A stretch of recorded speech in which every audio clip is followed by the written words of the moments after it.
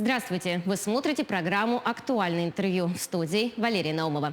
1992 год был ознаменован для Якутии важным событием. Руководство республики во главе с первым президентом Якутии Михаилом Николаевым добилось права использовать часть средств от эксплуатации невозобновляемых ресурсов, добываемых на ее территории, для собственных нужд, в частности, для поддержки и восстановления социальной инфраструктуры, в том числе для поддержания подрастающего поколения. О создании фонда и об этапах его развития расскажет гость в нашей студии Владимир Егоров, генеральный директор некоммерческой организации «Целевой фонд будущих поколений Республики Саха-Якутия». Владимир Анатольевич, здравствуйте. Здравствуйте. В этом году ваш фонд отмечает 30-летие. Расскажите, пожалуйста, как создавался в целом ваш фонд? Вы знаете, история нашего фонда связана с именами двух выдающихся первых президентов. Первого президента страны Бориса Николаевича Ельцина, который выпустил распоряжение о создании специального такого фонда, и первого президента республики Михаила Ефимовича Николаева, который уже выпустил соответствующий указ о создании именно целевого фонда будущих поколений Республики Саха-Якутия. И деятельность этого фонда была так задумана, что она связана не с тем, чтобы вот те дыры, которых в 90-х, конечно, было много, их залатывать, да, а с тем, чтобы направить вот на то, что может дать отдачу в будущем. То, что сегодня еще не сразу даст мгновенные результаты. И это было связано именно с вложением в наши подрастающие поколения. Работает ли фонд на сегодняшний день как-то по-новому? Если да, то в чем это может выражаться? Да, за эти 30 лет фондом сделано очень много. Порядка 130 объектов различной социальной инфраструктуры были построены, реконструировано. Ну, достаточно отметить такие, как Республиканский центр материнства и детства, Дворец спорта имени 50-летия Победы, Республиканский центр для детей с ограниченными возможностями. Вот. Ну и сегодня, в эти годы последние, мы также строим вот такие социальные объекты в Намцах, в Мае. Буквально недавно у нас построен объект, сдан инновационный объект учебный корпус Малой академии наук. Но при этом передо мной вот была поставлена задача о том, чтобы фонд занимался не только стройками, да, не только созданием инфраструктуры, но и занимался содержательной деятельностью. Поэтому мы, в общем-то, разработали новую концепцию, направленную на развитие человеческого капитала, с фокусом на детей и молодежь, и в консолидации с бизнесом, с обществом, с государством мы реализуем различные такие системные ключевые проекты. Вы упомянули инновационные проекты, да? Давайте немножечко остановимся на этом поподробнее. Расскажите, что сейчас вы реализуете вот из раздела инновационных проектов? Вы знаете, вот у нас первым шагом было создание лаборатории детства, такой некоммерческой организации, которая бы занималась вопросами изучения, как же развиваются сегодня наши дети в плане психического развития, в плане физического развития, и дальше, чтобы на этой основе уже, получив такие вот экспертные знания, уже формировать нужные программы, методики, технологии. Эта лаборатория действует в сотрудничестве с ведущими научными учреждениями страны, такими как факультет психологии Московского государственного университета, Институт коррекционной педагогики РАО, Институт психологии РАО, ну и также наш Северо-Восточный федеральный университет, педагогический институт, медицинский институт. Все они участвуют вот в этих исследованиях. Далее мы, конечно, обратили внимание большое на развитие наших детей, выявление их задатков, способностей. И, соответственно, работаем в рамках регионального центра по выявлению и поддержке одаренных детей, который работает по 4 направлениям. Спорт, наука, искусство и креативная индустрия. Здесь работают несколько организаций, которые объединены вот единой целью выявления и развития одаренных детей.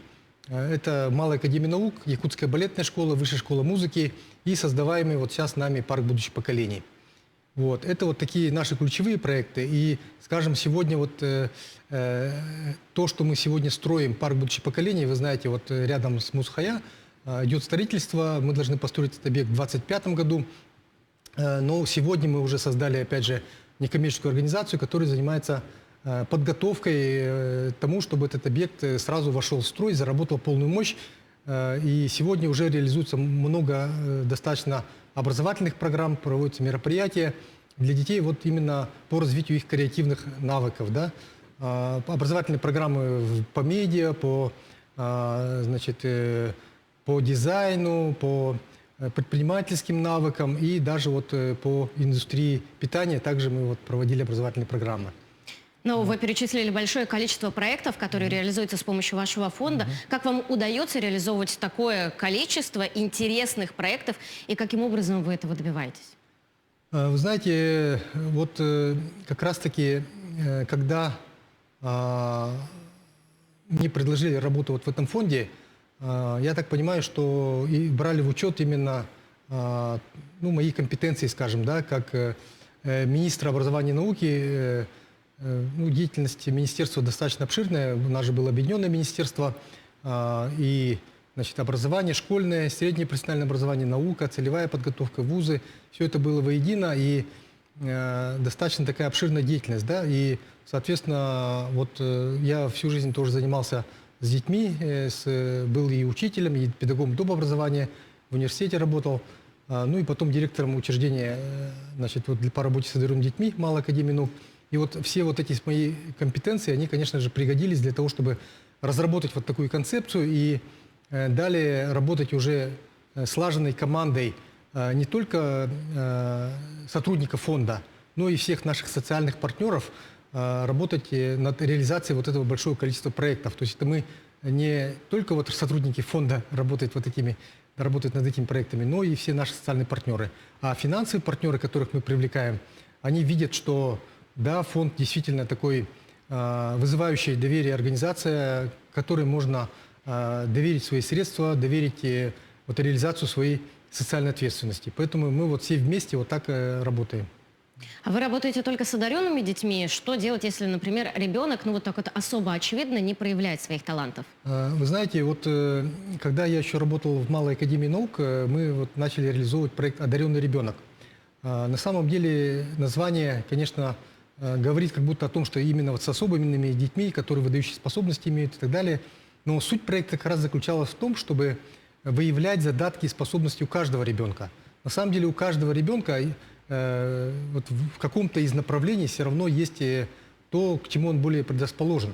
И вот этот проект, он позволяет путем наблюдений,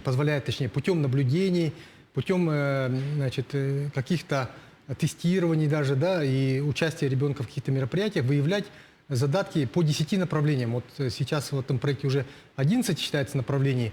Вот, но мы начинали с 10, получается, и уже когда у ребенка выявлено примерно вот в каком направлении он чуть более, значит, так вот лучше себя чувствует, в этом направлении и создаются условия. Ну, например, если ребенок больше, допустим, у него двигательная активность повышенная, там, да, он более такой, ну, говорят, там, неусидчивый и прочее, то давайте мы ему создадим условия заниматься спортом, да.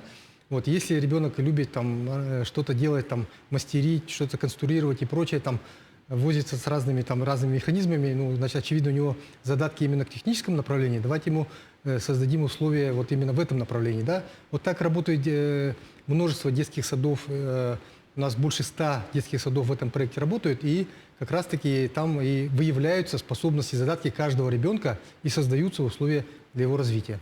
Но тут с вами действительно сложно не согласиться, что каждый ребенок талантлив, но по-своему. И главное вовремя найти, в чем заключается его талант, и для этого вы проделаете большую, конечно, работу. Верно, да. Но в нынешних реалиях как будет развиваться международное направление вашей работы? Да, вот международное направление, конечно, вот оно было такое достаточно серьезное направление деятельности, которым лично я занимался в Малой академии наук, потом и когда в министерстве работал, мы тоже уделяли этому большое внимание. Да? Достаточно вспомнить, вот мы международные интеллектуальные игры с участием 40 стран провели в 2018 году, да, и в 2022 году вторые международные интеллектуальные игры прошли.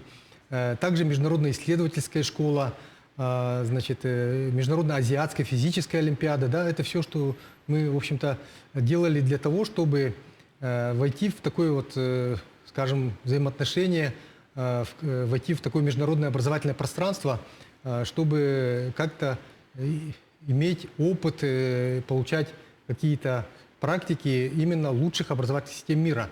И вы знаете, мы, наверное, все-таки были правы в том, что взяли вектор больше азиатский. Мы взаимодействовали с Гонконгом, с Сингапуром, с Южной Кореей. И сегодня как раз-таки Китай, Гонконг, да, ну, Гонконг – это часть Китая, да, считается, уже готовы взаимодействовать с Россией.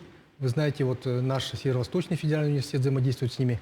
Ну и буквально недавно приезжал к нам такой, значит, господин Патрик Лам, который, вообще говоря, возглавлял Академию по работе с одаренными детьми в Гонконге. И как раз-таки, будучи ректором Малой Академии наук, мы с ним очень хорошо там подружились, можно сказать. Да, он привозил к нам детей сюда, и далее, значит, наши дети туда к нему ездили. И вот буквально недавно он к нам приезжал и готов с нами дальше сотрудничать. И он сейчас даже в новом качестве, он сейчас политический советник Китая.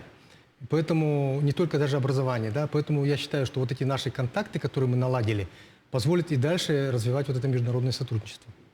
Владимир Анатольевич, ну в конце нашей беседы, конечно же, я не могу у вас спросить, а какие советы вы лично от себя можете дать родителям для успешного развития их детей? Вы знаете, вот я как отец 3 дочерей, еще есть у меня внуки, хочу сказать, что все дети очень разные. Вот эти все 3 дочери, может быть, кому-то они покажется, что вот все шахматистки у меня были, да, и все какие-то там, значит, в одном направлении примерно, да. Но на самом деле все 3 очень разные были. Даже вот одна научилась читать там уже практически там, к 3-4 годам, вторая к 6 годам. Вот, и до этого просто у нее не было интереса, а когда появился интерес, она буквально за неделю научилась читать, ребенок, который знает несколько букв, да. Поэтому я считаю, самое главное проявлять интерес к своим детям, внимательно следить за их развитием, за их интересами.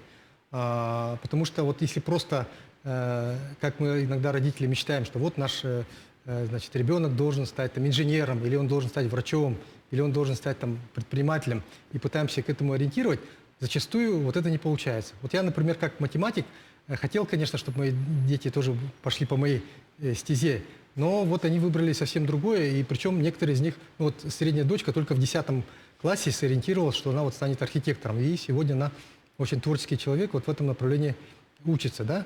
Поэтому я бы хотел больше посоветовать, чтобы, ну, как сказать, любили своих детей, чтобы больше им доверяли, и чтобы у них ну, выработалась самостоятельность в жизни, и они могли делать самостоятельный, ответственный выбор.